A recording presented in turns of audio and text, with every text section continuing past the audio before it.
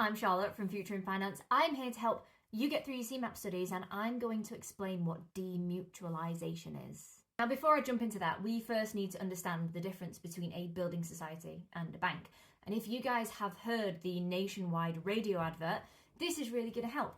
In that advert, our guy talks about how Nationwide, which is a building society, want to open more branches to service more of their customers. And then he uses the example of banks who just want to shut down all of their branches because they're not as lucrative. They don't make as much money for their shareholders.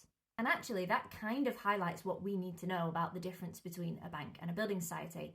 A bank is owned by its shareholders, it's a limited company, whereas a building society is owned and run by its members.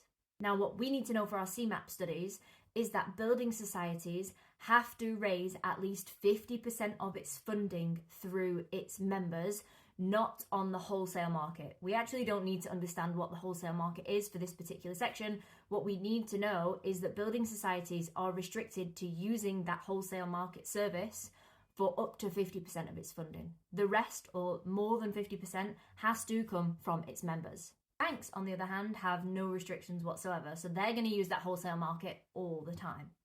So what can happen is sometimes building societies want to transfer into banks. We've seen it happen historically with banks like Halifax and also Abbey National. To be able to switch from a building society to a bank, at least 70% of the building society's members need to vote in favour of it. And that process of them switching from a building society to a bank, that's what demutualisation is.